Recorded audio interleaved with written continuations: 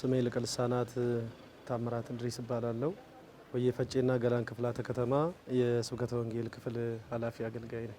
የብፁዕ አባታችን ብፁዕ አቡነ ሳዊሮስ አባታዊ መመሪያና የስራ አቅጣጫን ለቤተ ክርስቲያን መቼም የመጀመሪያ ግብሯ የመጨረሻውም ተልእኮዋ የቤተ ክርስቲያን ወንጌለ መንግስትን ለዓለም ሁሉ እንደሚገባ አድርጋ ያላትን ኃይል ሁሉ ተጠቅማ ማዳረስ እንደመሆኑ ብፁዕነታቸው ወደ መንበር ፓትርያርክ ጠቅላይ ቤተ ክህነት ከመምጣታቸው አስቀድሞ የሸገር ሀገረ ስብከትን በሀገረ ስብከት ደረጃ ሲያደራጁ መጀመሪያ አንግቦ የተነሱት ትውልድን ወደ እግዚአብሔር ቤት መመለስ፣ ስብከተ ወንጌልን ማስፋት፣ ማጠናከር፣ ማቆምና እንዲሁም ቅድም እንደጠቀስክልኝ የዕለት ጉባኤያት፣ የሳምንታት ጉባኤያት፣ የወራት፣ የዓመታትና እንዲሁም ወጣትነት ለቤተ ክርስቲያን የሚል ትልቅ መንፈሳዊ ጉባኤ አንግቦ ስለተነሱ እኛም ደግሞ ልጆቻቸው ብፁዕ አባታችን ባስቀመጡልን መመሪያና ቃል መሰረት ባስተካከሉልን መንገድ እንደ ኮየፈጬና ገላን ክፍለ ከተማ ባሉን 33 አጥቢያ አብያተ ክርስቲያናት በሁለት ክፍለ ከተማ ነው። በመሃልም ቱሉ ዲምቱ ላይም አብያተ ክርስቲያናት አሉን። እንግዲህ የምናደርገው ነገር በፕሮግራም በማውጣት አጥቢያ አብያተ ክርስቲያናትን በመለየት የሰባኪያኑን በየጊዜው በስብሰባና በተለያየ መልኩ ውይይት በማድረግ እቅድ በማውጣት እቅዱን በበጀት በሰው ኃይል በማስደገፍ የብፁዕ አባታችንን በቅርበት ደግሞ ሂደን በማሳየት የዕለት የሰርክ መርሃ ግብር አገልግሎቶች፣ የሳምንታዊ የዕለተ እሁድ ልዩ ልዩ ጉባኤያት፣ ወርሃዊ ልዩ ልዩ ጉባኤያት፣ ዓመታዊ ልዩ ልዩ ጉባኤያትን እያስፋፋን እያደረግን እየዘረጋን ጥሩ አመርቂ የሆነ እጅግ እናንተም እንዳያችሁ ምእመናኑ በዕለተ ሰንበትም በወርሃዊም በዓላት እጅግ ብዙ ቁጥር ያላቸው ምእመናን ወደ ቤተ ክርስቲያን እየመጡ እየተጽናኑ እየተማሩ በእምነታቸው እየተጠናከሩ እየሄዱ ያሉበት ሁኔታ አሁን ዛሬ ተፈጥሮልናል ማለት ነው። ብፁዕ አባታችን አቡነ ሳዊሮስ ደግሞ ለወንጌል ካላቸው ጥልቅ ፍቅርና ተልእኮ አንጻር በተለያየ ቋንቋ ማስተማርና መስበክ ምርኮን ማብዛት ነው። የሚያምኑትን ወደ እግዚአብሔር የሚመለሱትን ደግሞ አምኖ ያሉትን ማጽናት፣ የጠፉትን መፈለጊያ መንገዱ ቋንቋ ነው።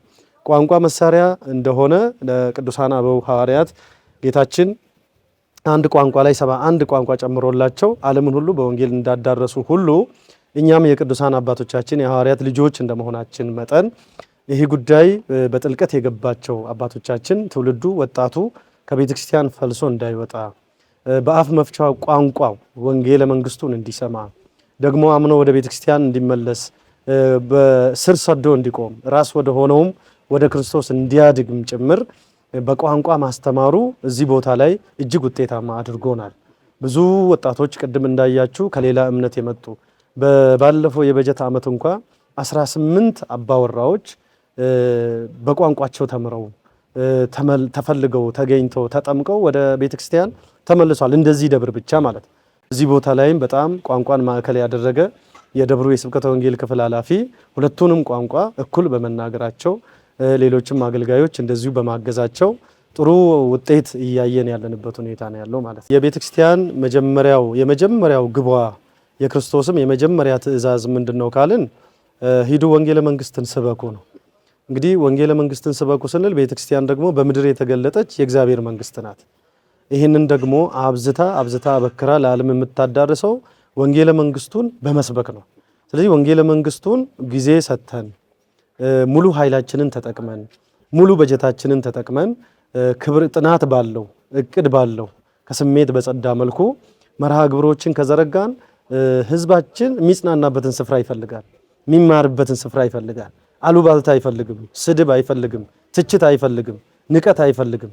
ስለዚህ የእግዚአብሔርን ቃል ጠርተን ንጹህን የእግዚአብሔርን ቃል እንዲህ ባለ መልኩ ሙሉ ኃይላችንን ተጠቅመን ብናዳርስ ያሉትም ይጸኑልናል፣ የራቁትም ደግሞ እንደሚመለሱ የጠፉትም እንደሚመለሱ ተስፋ አለኝና ለሁሉም በተለይ ለክርስቲያኖችም እኛም ደግሞ በአገልግሎት በዚህ ዘመን ለተጠራን ከላይ እስከታች ያለን የወንጌለ መንግስቱን አገልግሎት አሁን ብፁዕ አባታችን ባስቀመጡልን መስመር መሰረት ከሐዋርያት አባቶቻችንም ሲወርድ ሲዋረድ የመጣ ስለሆነ ይህንኑ ተግባራዊ ብናደርግ በታሪክ ተወቃሾች እንዳንሆን።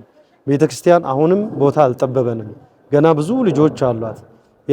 ያሏትን ልጆች ተጠቅማ ልጆቿን በቤቷ አቅፋ የራቁትን አቅርባ ለመንግስተ እግዚአብሔር የምታዘጋጅ ስንዱ እመቤት እስከሆነች ድረስ ያንን ነገር ማድረግ አለብን።